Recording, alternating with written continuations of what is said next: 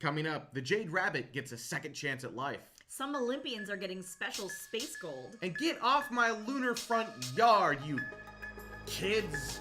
Stay tuned. Tomorrow begins now.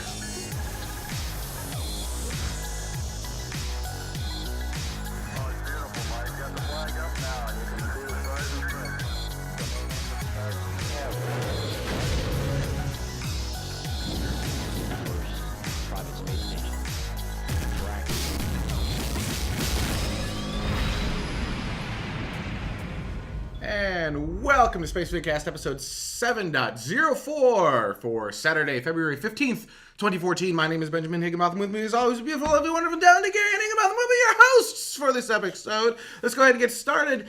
Just when we thought it was dead, no, it has sprung back to life. China's Jade Rabbit, or U2, has come back from the dead. Now, on January 25th, it was forced into an early sleep mode after a mechanical error. China didn't really tell us what was going on with the mechanical error. As we know, it had to go into an early sleeping. Now, that's bad because on the surface of the moon, when you go into night, it gets to be something ridiculous like nearly negative 200 degrees Fahrenheit, which is really, really cold. And it was supposed to wake up on Monday the 10th, which was a few days ago, and nothing. And then a couple days later, still nothing until Wednesday the 12th, when suddenly, out of the blue, bing, bing, beep, beep, Sputnik style, I guess. Yeah. Bing, bing, beep, beep, beep, Yeah. beep.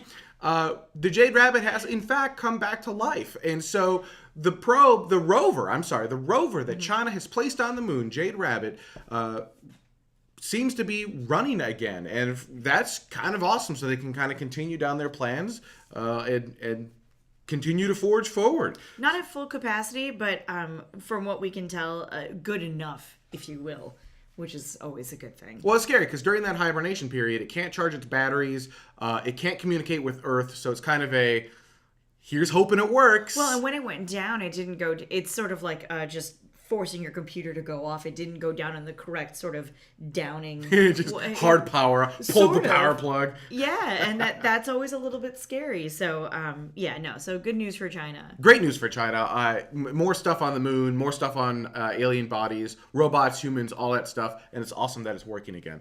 Turkey has launched a satellite, Turksat 4A communication satellite. Here's the launch coverage.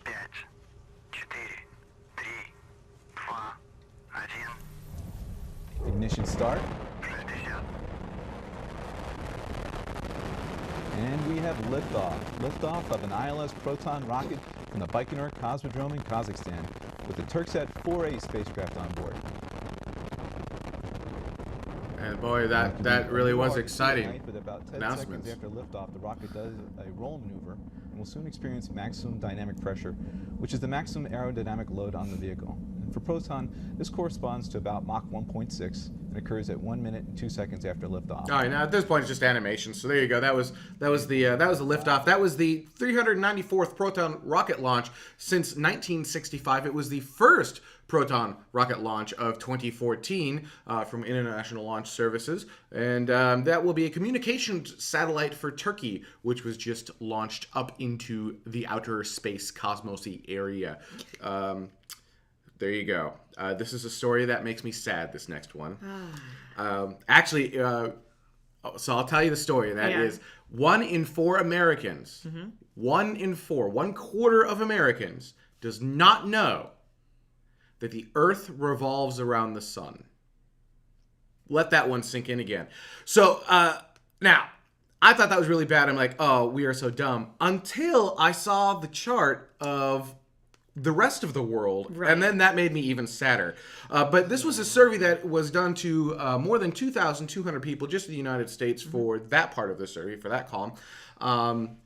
And it was conducted by the National Science Foundation. I love that graphic. That's right? kind of awesome. A flat Earth with the moon and the sun rotating around it. There were 10 questions on the question, an average score of 6.5, which I don't believe is a passing grade. Yeah. 65%, I think, is an F. I think it's barely. And 74% of respondents knew that the Earth did, in fact, revolve around the sun, not the other way around. Now, do you have the other chart? I don't have it handy, so... Yeah. So South Korea was also asked the same question, and they are the only country, from what we can tell, that actually got a better grade than we did, where 86% of their respondents answered correctly.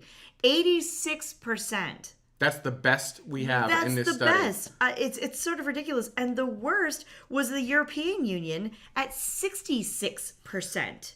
66% of Europeans know how the Earth works, essentially. Our Earth-Sun system. Yeah, that's just disturbing across the board. And that wasn't the only question, but that one in particular just seems like the single most basic thing you could pretty much ask anyone, and apparently with any luck, they might get it right. Zigger does bring up a valid point, which is 1 in 20 Americans are still too young to not poop their Pampers, so 1 out of 4 isn't too bad. Yeah, it is. yeah, it is. I don't think they ask anyone in Pampers this question. Yeah, I'm pretty sure they didn't go up to an infant and go, "All right, infant, question for you."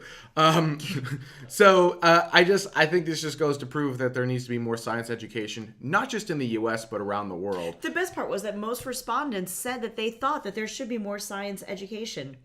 They were totally because they're like, I don't know what the answer to these things are. I have no idea how this works. Good call. There were some other questions on here. People. I like, is the center of the Earth very hot? It was a true-false question. A true-false question. I mean, when it's worded that way, how else would you word it that way? I think India got the worst percentage there with 57%. Oh, no, I'm sorry. China got the worst with 56%. All radioactivity is man-made. True-false question. 72% in the U.S. got that correct. It hurts. It's very painful. It hurts. Very painful. So, by the way, in case you're watching and you don't know the answer to that, false. Not all radioactivity is man-made. And in fact, cosmic radiation is one of the stumbling blocks for humans getting to Mars and humans staying on the moon. And we keep the International Space Station kind of tucked nicely within our magnetosphere to prevent that cosmic radiation from harming our astronauts. It's kind of a neat little safety shield that our Earth kind of extends out for us. All right, let's move on. Science education is a good thing. Great place to get started right here because we're interested and we're fun and you can ask questions live. And as SpaceFitcaster00 says, this is why we need better STEM in schools, science, technology, engineering, and math. Yeah. There. And then Frag971 says, I do believe these studies are flawed. Who's the target demographic, ages, question asked, education? That's somewhat valid, right? I mean, who is your user base if you are going to a bunch of third graders? Because that's not really fair either. It's not entirely fair, but still, I would sort of hope. We have friends who have a 7-year-old, and next time I see her, I will ask her for sure, and I will let you know how she answers. But I'm near positive she would get that one right. Now, we still have the Olympics going on. Yes, we do. And there's a really cool thing that happened. Well, scary thing happened. Here's some footage from 1 year ago today. This is the meteor that blew up over Russia, and you can kind of watch it, and then it go explode. Yeah. So awesome. Yeah, and you'll remember, and there's just a loop of a bunch of these different things. So this meteor fell to Earth and exploded over Russia, and you got a bunch of different footage here. This happened 1 year ago today, which means all the Olympians competing in the Olympics today, if they get gold, what happens? They get a very special gold medal for the Sochi Olympics that also has a piece of this meteorite embedded in the medal itself. Now I want to be Olympian. I don't know what I would compete as in or what, but I definitely want that gold medal. How already just having a gold Olympic medal is really cool. Yeah. Having a gold Olympic medal that was specially made like for one day out of the Olympics that has a piece of meteorite. That's even cooler. Yeah. That's pretty awesome. I think it's fascinating. There are only 50 of those medals that are made, right? Yeah, and not all 50 of them are going to be given out, as it's only... Can I buy one? 1, 2, 3, 4, 5, 6, or 7 different events that are going on today, so that are even eligible at all. And then so some are, of course, are going to the winners. One is going to the Chelyabinsk museum. It was the Chelyabinsk Oblast region where the meteorite happened to come down at. And then one staying in Sochi, and then the rest are going to private collectors. So quite possibly, I'm a private collector, so you are now. Olympic Committee, private collector. We will put it to good use. We will use it to inspire the planet. So just go ahead, every day. Send it I will wear it every day. Wouldn't that be awesome? All right. Before we go into break, Mystery Mars rock has been solved. I think we covered this story a while ago. I feel like we did, but even if I we don't didn't, remember. I know it's okay. I looked at it. I don't remember if we did it on air. Right. So you can see on the screen, that's basically the same shot. They're a couple days apart, and suddenly in one of them there is a mystery rock that appeared. Yeah, JPL, or the Jet Propulsion Laboratory, had said that they spotted this quote-unquote jelly donut-sized rock on Sol 3540. They had since dubbed it Pinnacle Island, and there was actually a lawsuit that came against NASA by one particular individual who said that it was NASA's duty to look into this because this could have been alien life. And so JPL was going to look into it anyway because it was sort of weird and a strange sort of thing. They realized it was actually a rock that basically Opportunity rover kicked for the most part. They went back and they looked at the tracks where Opportunity had been, where Opportunity was going, looked at this rock, looked at that rock, and said, oh, this rock looks like that rock, and we probably just kicked it over there. That's pretty much what happened. It was a rock that fell off. Keep in mind that when we look at pictures of Mars, they look like still images.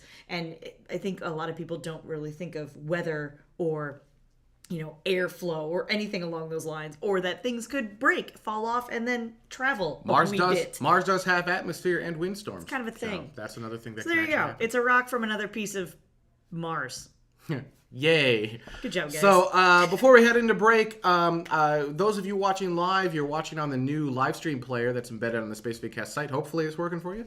And that was done because a bunch of these patrons made it possible. Space Vidcast is now part of Patreon. If you go to patreon.com/spacevidcast, you can subscribe to Space Vidcast and every episode commit some sort of a dollar value. And one of the reward levels at anywhere from $1 to $5 is the screen you just saw, which are our patrons.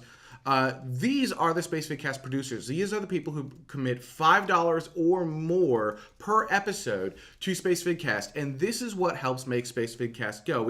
It's a value for value proposition. So unlike traditional television, which Space Vidcast would never air on traditional television, it doesn't have the. So if you get value out of this show, we just ask, put some value back into the show. It's your dollars that help contribute to make the show better.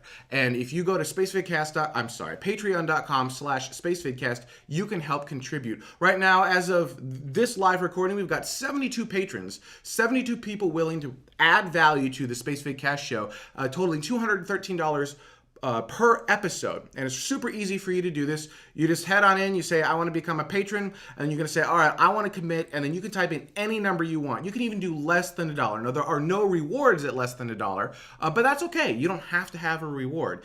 You could choose a $1 reward, $5 reward, $10. You could even say, you know what, I'm going to commit $100 per episode, even though there's no like special $100 reward. You'll just get the highest reward level possible. Now, you might say, okay, that's per episode.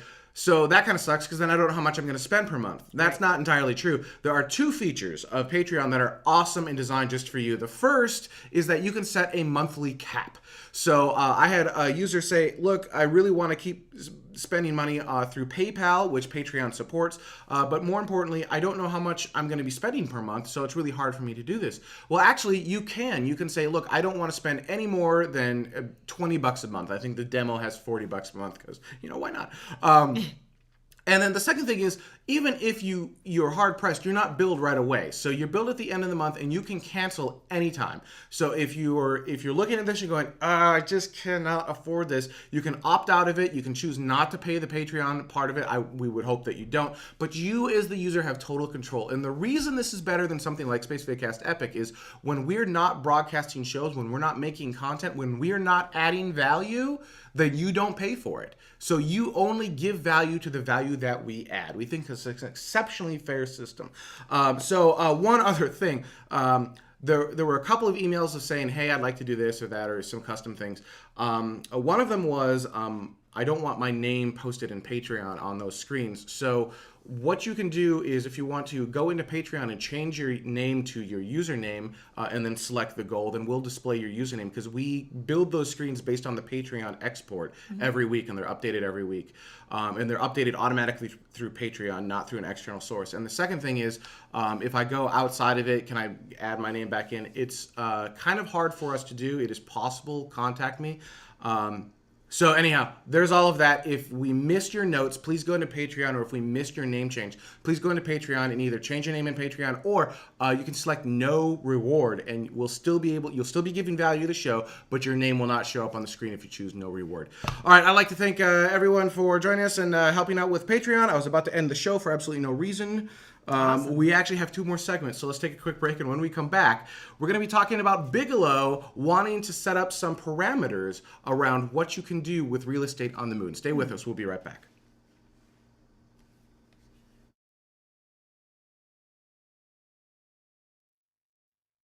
Determination in her eyes. She won't give up or quit or fall for little fashion lies. Filled with awesome expectation. This girl's a fascination. And nothing in her way will keep her from her destination. 'Cause she's fire walking. She's fire walking. When it's hot, she keeps on moving. Through the heat, keeps on improving. Yeah, she's fire walking. She's fire walking to be free. And welcome back to Space Vidcast. Bigelow, not that long ago, sent out some information as to what he wants to do on the moon. I thought this would be a really good topic for us to discuss, because there is no outer space treaty on the moon that everyone has actually approved. Right. So right now, there was a treaty for the moon. A moon treaty, I think, is actually what it was called, an international moon treaty. But the U.S. didn't sign it because it prevented corporations, companies, from doing anything on the moon. You couldn't actually have a company go out there and do something. Right. It prevented all of that. And we were like, no, that's stupid. And that happened like in the 60s and 70s. So we had the foresight to say, no, that's not going to happen. But he wants to seek clarification from the Federal Aviation Administrative Office of Commercial Space Transportation, or AST, it's a mouthful, whether launching moon habitat, which is relevant to Bigelow because they make giant space-based habitats, launching them and then habitat allows them to have a zone of operation in which other persons are prevented from entering. Thinking of this as having your own house, right? Mm-hmm. We have a house, we have an apartment. Other people can't just randomly walk into our apartment. That not be allowed, right? That's your area. But on the moon, there's no such necessarily equal rights. Now, it takes it a step further. It's not just entering your house. There's a perimeter zone around it.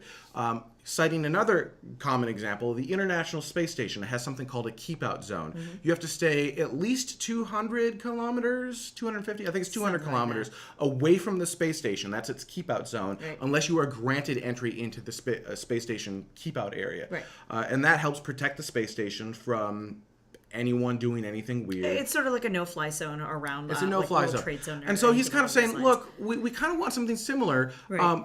For robotic bases, the keep out, the zone would be smaller because you don't need as much space. But for a habitable zone, we should be able to have more room for those habitated areas that other countries and especially other areas of the U.S. you just can't go into. It's not your home. So this brought up a couple of interesting things. Is that a valid idea, right? Should we be setting up regulation on the moon before we even have HABs on the moon, right? Because Bigelow could go to the moon right now, and they could set up their moon base, and they have competition from no one. They have competition from absolutely no one. There's no one else. It's a whole lot of neener.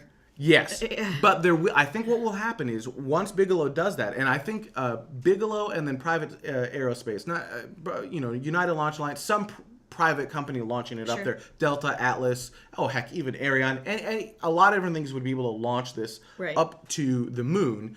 Once they've got it on the moon, I think, and other countries and companies see what they're able to do, I think they're going to go, that's really cool. There actually is a business plan there. Right. There is an IP, the value to the intellectual property that's happening there. Mm-hmm. We want to get in on that too. Right. And so I think he's smart in thinking that, okay, we should probably set some of this up now. But should we, right? Should we wait until we maybe get a few up there and then kind of figure out how to work that? Or should we set it all up now? Like, who has the best views? When should we get the lawyers involved, I guess, is really what it comes down to. I think as soon as possible. I just out of curiosity, I kind of Googled moon real estate. Sure. Okay.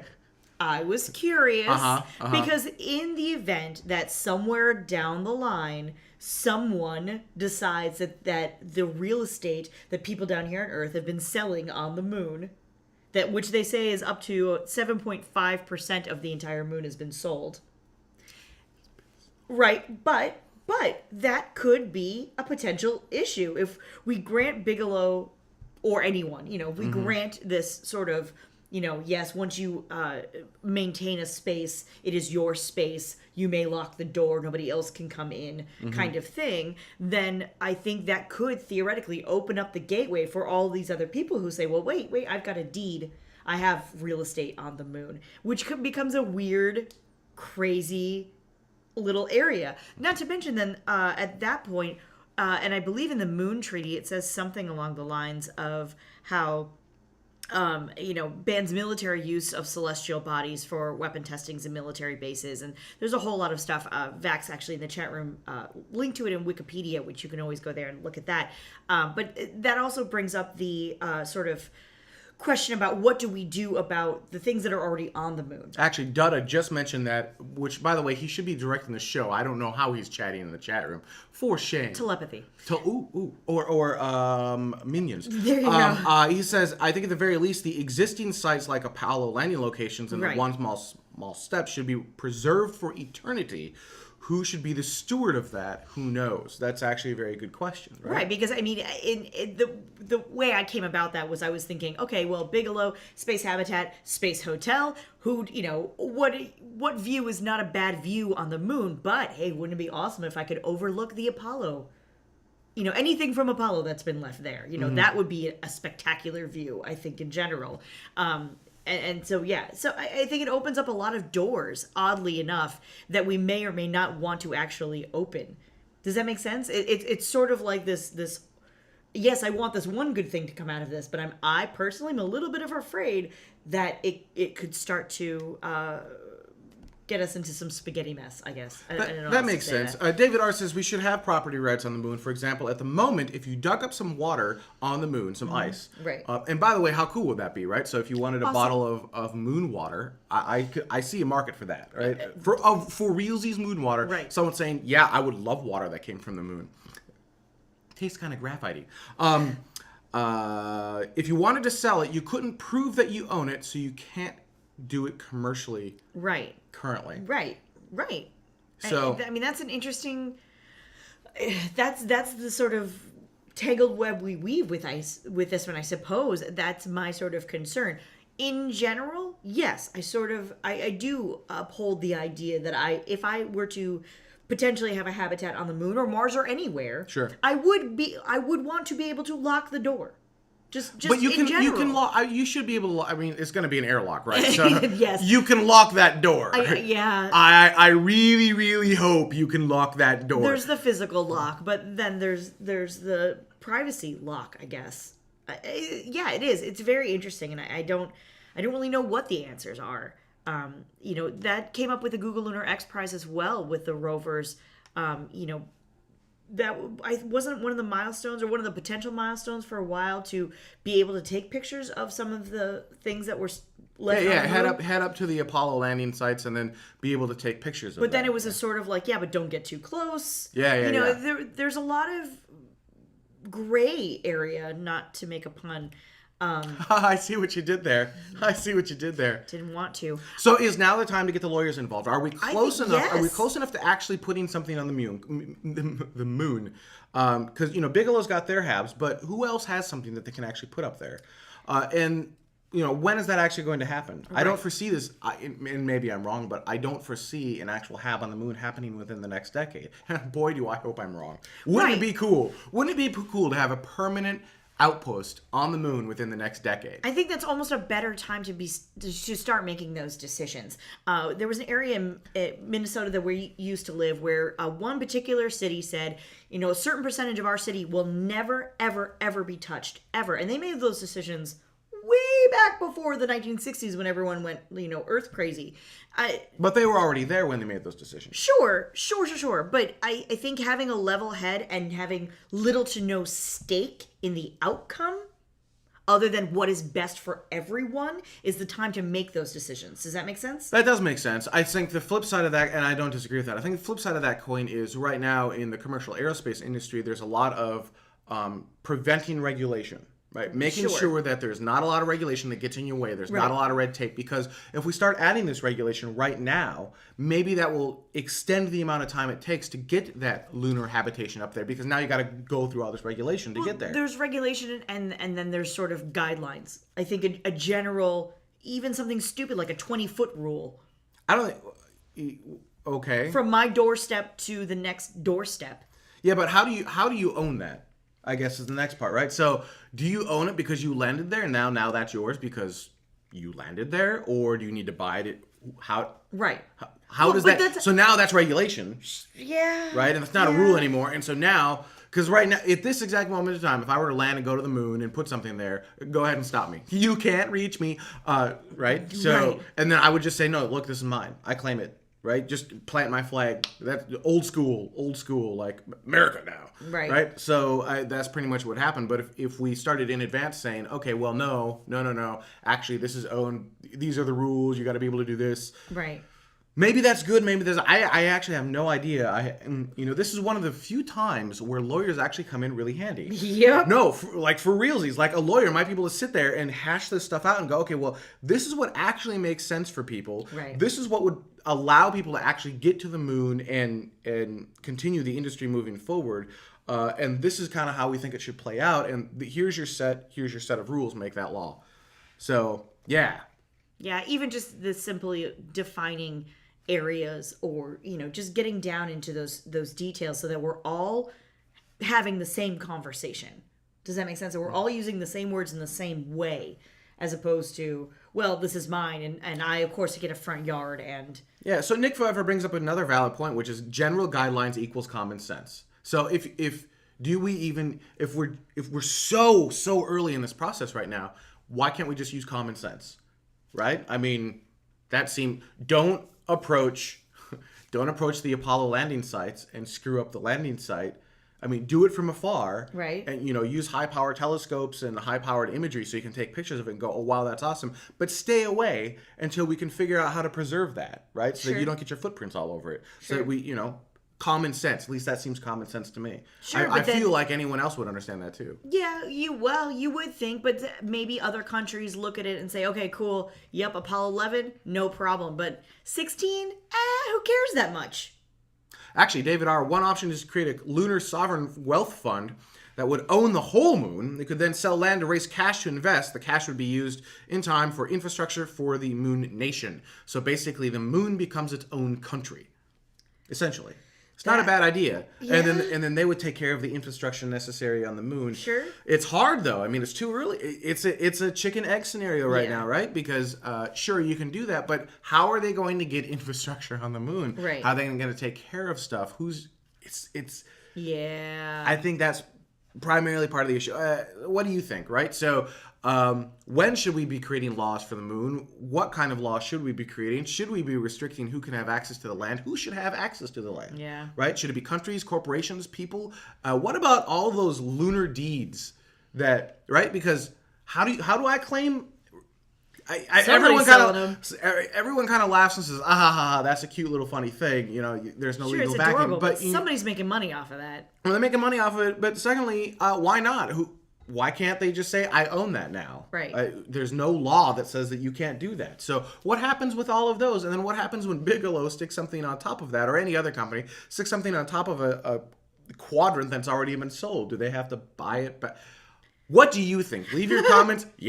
Leave your comments on the YouTube room or in spacefigcast.com.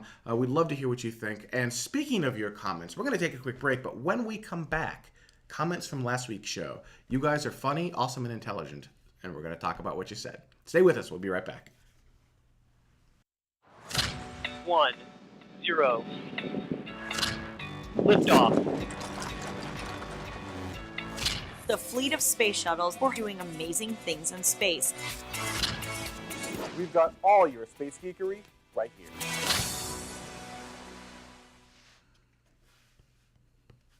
And welcome back. I had to hit my buttons really quick. Welcome back. Last week's show was about Space 2.0, or the second coming of space, and what was happening inside of space, and kind of like what we're talking about now. We are seriously talking about in this show when we put permanent human habitations on the moon, and I don't think we sound crazy. Now maybe that's because we're a little bit. Maybe because we're space geeks, I don't feel like we sound crazy. But we are living in a time where this is a serious discussion of something that will happen in our lifetime, and that's a really cool thing, right? Quite. So last week's discussion was Space 2.0 and how all of that relates to everyone. So this one comes from Superneon1, which was, I missed you guys. I missed you a lot. But how can I be informed in time when the next show is going to be? In time. Attention in Greenwich Mean Time. Can you send emails if we subscribe somewhere? The answer is kind of. So with that Patreon program that we're on now, we made it up to our first milestone, which was $200 per episode, and that allows us to use Livestream Pro, I think it is. This like the second from top account. It's not Enterprise, it's the one right below that. And part of that is you can add the live event to your calendar. You can also, if you follow us on Livestream, we will notify you when we go live. So you get a real-time notification of when we go live. I think that is the best way to get a notification of when Space VCast Live is happening. Otherwise, everything we do is in UTC, Coordinating Universal Time, which is just a modern version of Greenwich Mean Time. Greenwich Mean Time is accurate to, I think, a second. Coordinating Universal Time is based on atomic time. From a time zone standpoint, they're pretty much identical. So GMT is basically phased out and replaced with UTC, which is why we use that. It's also what spacecrafts use. We're also 2100 UTC every 2100. I wanted to get my little time speech in there. Yes, I know. 2100 UTC every Saturday. We'll let you know when we're not on air. Just assume that we will be on air. 2100 UTC. That is 1 o'clock p.m. Pacific Standard Time or 4 o'clock p.m. Eastern Standard Time. And remember, UTC does not honor daylight saving time. All right, this one comes from Glander Blumberg. Now, you guys only get a little snippet of what this entire comment is because it's long, but basically, I keep wondering how much people outside of the fans of spaceflight actually care about what is happening.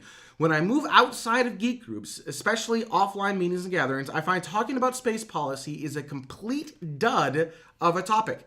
The only semi-recent topic that I've broached with political groups that has any traction is the motive to build yet another spaceport in a state that does not have one right now either, as a long-term potential policy issue. I like to compare support for space issues like the Pellet River in Nebraska. You need to see it to believe it. A mile wide and an inch deep. I do need to see that. That sounds awesome.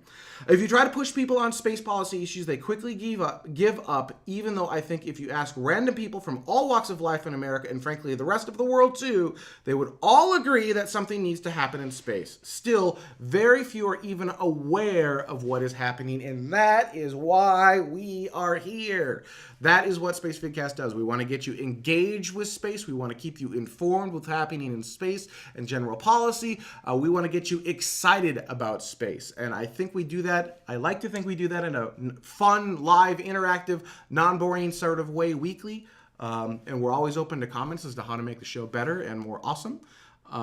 But yeah, I don't necessarily disagree. I think that fans of space are intimately in tune with it. But that's going to be true of anything in life, right? I actually would slightly disagree. Okay. I think a lot of times fans of space sort of also take a niche within that category and don't always know everything. I mean, nobody's going to know everything. That's just a given statement. But at the same time, I feel like there are plenty of people that are so-called space nuts. Mm-hmm. And I will say something about Blue Origin.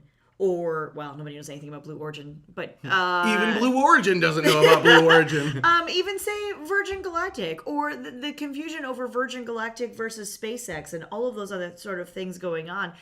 Even though people say, oh, no, but I love space, and I want to be an astronaut someday, or whatever it is. And what do you mean the space shuttle is not flying anymore? I think there's still a lot of confusion out there, even for those people who might consider themselves to be rocket scientists. I don't think it's confusion. I think it's ignorance. Sure.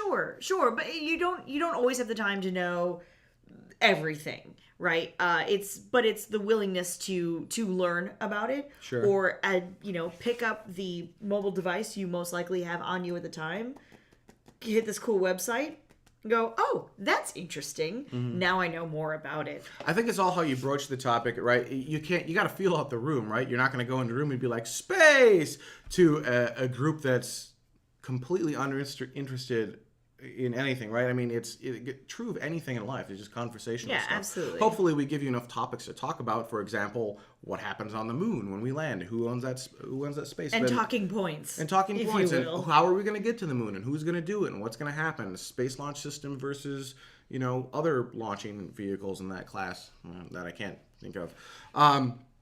Stuff like that. So, But good yeah. luck. Yeah, I mean, I don't necessarily disagree. I don't think space at this level is mainstream, and that's why a show like this isn't on TV, because it's not. But remember, we do have the Science Channel, and we do have Discovery Channel, kind of, and they do air a lot of stuff about the cosmos. And to that point, the cosmos is actually coming back with Neil deGrasse Tyson. Fox. On Fox. That's going to be awesome, and that's going to open up that frontier even more. So I don't disagree with you, but I feel like the frontier is cracking open, right? More and more people are starting to get interested in this stuff and go, yeah, I can go to space. I can buy a ticket to go to space myself. I can make that happen. Oh, we are going back. We've got a live rover on the moon. Humanity does on the moon right now. That's pretty cool. Yeah, We've got a SUV-sized rover on Mars right now, and that does hit mainstream media, right? In You see another that on the year, news. y'all are just gonna sound like hipsters. I was into space before everyone else was. We need to loop back around to that and turn that into like little promo thing. I was into space before it was mainstream. Michael says, Oh goodness. I think the second coming of space is truly the beginning of space exploration. In the past, we ventured into space for many reasons, but predominantly national security. Now, for the most part, we go to learn. And yeah, I agree. And we should keep learning. There's no bad reason. I shouldn't say there's no bad reason to go to space. But national security is one thing, but learning is a whole nother ballgame. And I think we should continue to. We should always continue to learn, but I think we should continue to go to learn. We choose to go. It's go time. That is from Mission Space in Epcot at Disney World. It is go time. It is go time. Fabio says, Back again. back again. Oh, from last week, right? Yeah. It was like I try not to double up Yeah, no, on. Fabio just likes last talking week. to us. Yeah. Space 2.0 is not a fad. The resurgence is based on economics. Today is cheaper. Hardware is more compact and powerful. Things are going to happen. Things are happening. My only regret is that we will not happen as fast as in the software industry. Now, that is true today, but I think we're going to see a change even in that with the advent of direct laser metal sintering or 3D printing metal rocket parts, essentially. Yeah. Eventually, you could just 3D print a rocket, or you could 3D print designs of a rocket. Now, right now, parts are only, yay big. It's still really big, but it's not a rocket. Oh, and food is still only this big, but We're getting it's not there. a whole rocket. It's just if you could scale it up, then yeah, you could do some pretty cool things with that, and you could do it a lot faster. If you've ever seen a DLMS machine make something, it's fast in that it's faster than doing it by hand? Question mark. It's pretty slow. It's pretty slow. It goes laser goes.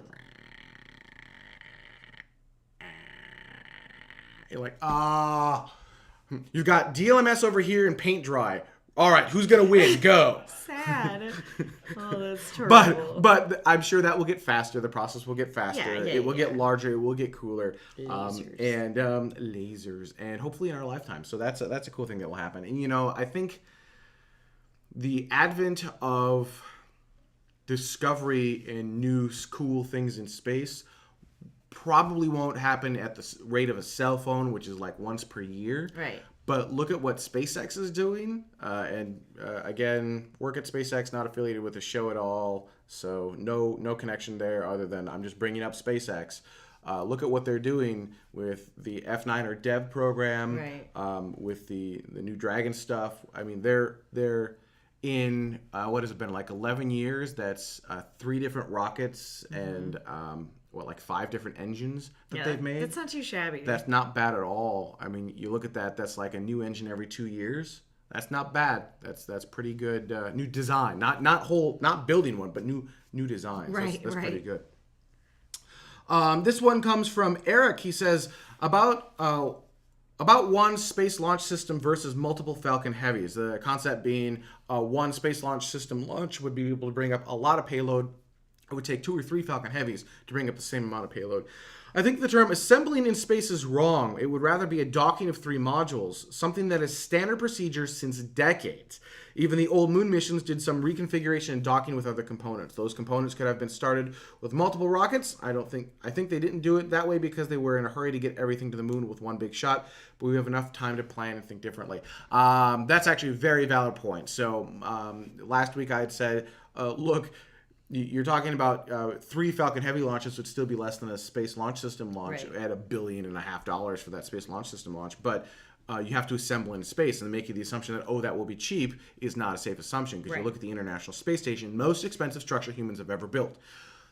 Eric's point is, well, yeah, but you don't have to do it that way. You could just launch 3 things, have a universal docking ring, essentially, dock 3 or 4 things together from Falcon Heavy, and you've assembled in space, but really it was just a docking procedure to make all of that go.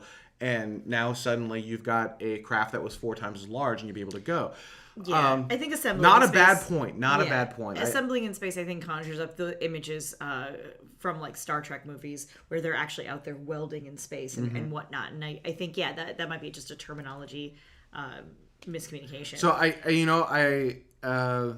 Eric, you might be right. It might be possible if we were to dock in space and design it so that it's a very simple in-space assembly. That might be very doable. Yeah, it might be cool. Also, it might be the weak points. Interesting concept. But interesting, very. 2 more really quick. Glissage. I have no idea. Awesome. Regarding funding engines, parts, and such using Kickstarter, I don't think that's a good idea, because the only successful Kickstarter campaigns are the ones that have substantial rewards. There's not much you can give when you've got part of an engine. Challenge accepted, I disagree. So with a rocket engine, wouldn't you love to go down and actually watch the test firings of those engines as single units and as multiple units? Wouldn't you like to be a part of that process? Wouldn't you love to be able to tour the factory and see where they're made? Wouldn't you love to do all of these different things? All of those could be Kickstarter rewards. A reward doesn't have to cost a lot of money. In fact, the better Kickstarter rewards are the ones that don't cost the creator anything. They're free for the creator, but they're valuable to you. Using this as an example, I'm going to use SpaceX again. Same disclaimer from before. Imagine you have the opportunity to go watch the test firing of an M1D engine, because SpaceX does test fire every engine before it goes in the vehicle. Wouldn't you love a chance to go out and see that? You could do the exact same thing for whatever engine is Kickstart funded, blah, blah, blah. And if it's small enough, I can make a coffee table out of it. If it's small enough, you can, in fact, make a coffee table out of it. For that reference, you're going to have to go back in time and look at other. So it's just finding a good way to create rewards that are valuable to the users, but don't cost a lot of money and come against the engine. Don't go against the engine itself. So I think that's completely possible. You just need people that are far more creative than I to actually come up with said rewards. And this is the last comment of the week. It's Valcon321. I just realized he got his tomorrow thing. Yeah. So on that note, I'd like to thank everyone so much for watching. We're going to come back at you next week. We might have a live guest next week. For those of you who are Space Vidcast patrons, at the, I believe it's the $10 level, you will have, if we do have a guest, we will email you, and you'll have early access to ask the guest questions, so that you can send those in to us. We'll let you know who the guest is going to be. Send in your questions, and we will ask your questions on air. For everyone else, can we just not tell them who it is? Yeah, just We're random gonna have a guest. guest. Random guest. Good You luck. don't get to know Ask who. him whatever you Ask like. whatever you want. For everyone else, we look forward to joining. Hopefully, you'll join us live right here at spacevidcast.com. Thank you so much for watching. We'll see you in a week.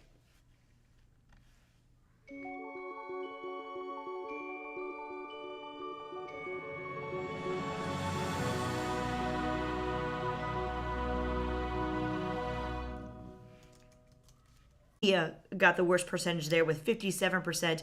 Oh no, I'm sorry, China got the worst with 56%. All radioactivity is man-made. True, false question. 72% in the U.S. got that correct. It's just, it hurts. It's hurts. very painful. It hurts. Very painful. So, by the way, in case you're watching and you don't know the answer to that, false. Not all radioactivity is man-made. And in fact, cosmic radiation is one of the stumbling blocks for humans getting to Mars and humans staying on the moon. And we keep the International Space Station kind of tucked nicely within our magnetosphere to prevent that cosmic radiation from harming our astronauts. It's kind of a neat little safety shield that our Earth kind of extends out for us. All right, let's move on.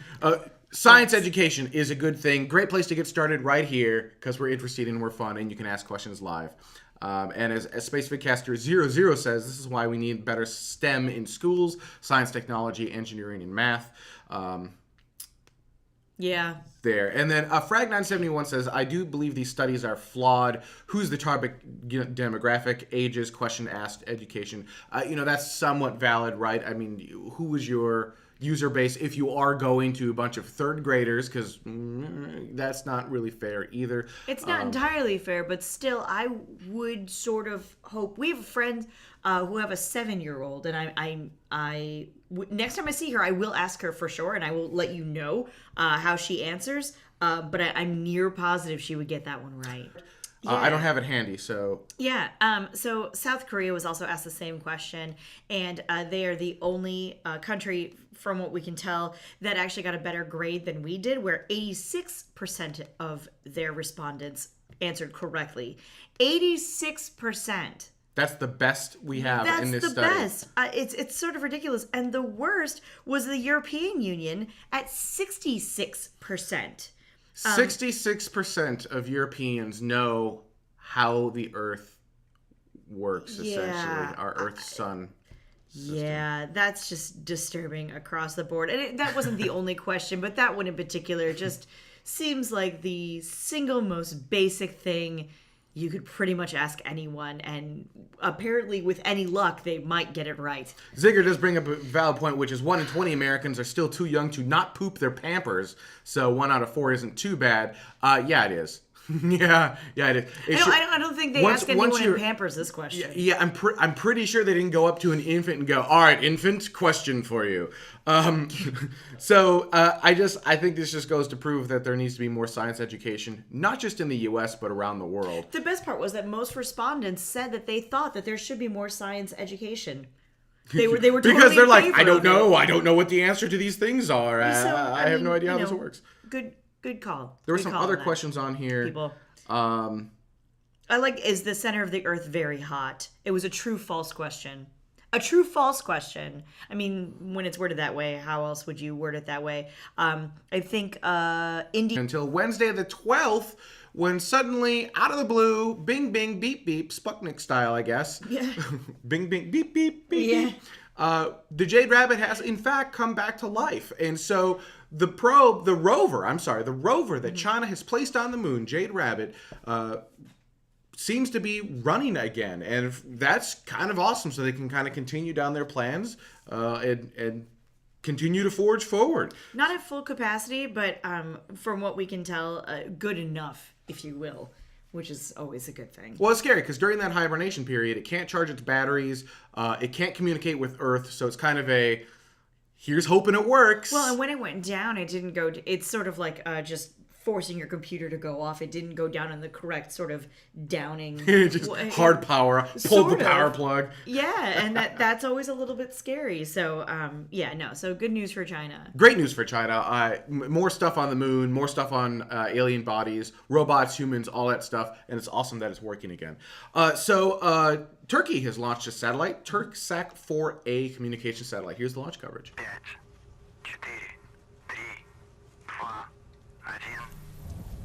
Ignition start.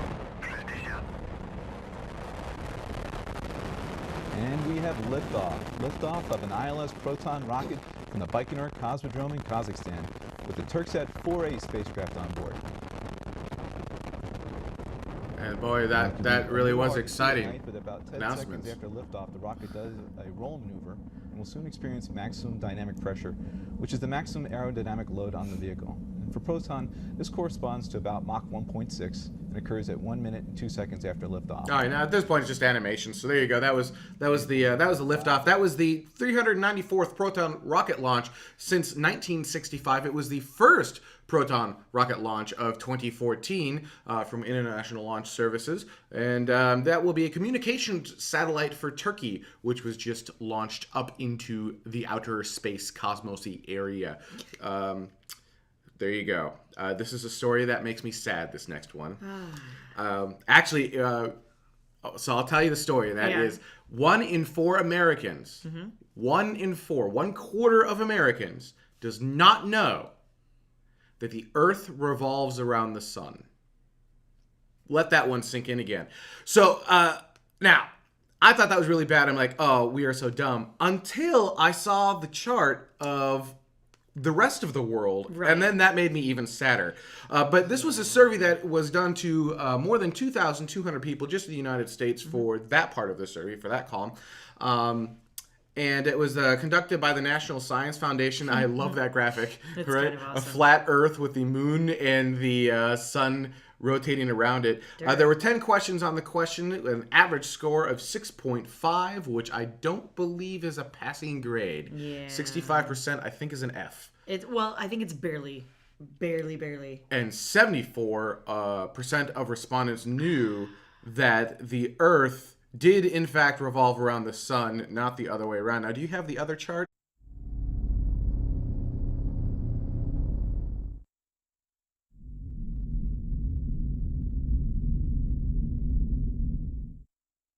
Coming up, the Jade Rabbit gets a second chance at life. Some Olympians are getting special space gold. And get off my lunar front yard, you kids.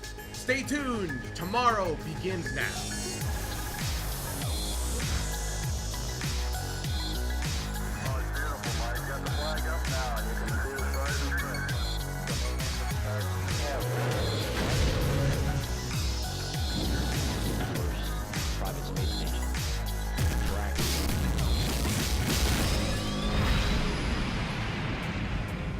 And welcome to Space Vidcast episode 7.04 for Saturday, February 15th, 2014. My name is Benjamin Higginbotham. With me as always, beautiful, lovely, wonderful, talented Gary and Higginbotham will be your hosts for this episode. Let's go ahead and get started.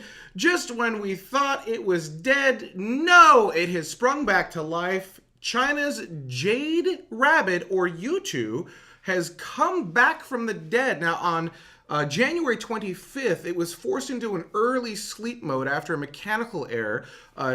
China didn't really tell us what was going on with the mechanical error. As we know, it had to go into an early sleeping. Now, that's bad because on the surface of the moon, when you go into night, it gets to be something ridiculous like nearly negative 200 degrees Fahrenheit, which is really, really cold. And it was supposed to wake up on Monday the 10th, which was a few days ago, and nothing. And then a couple days later, still nothing.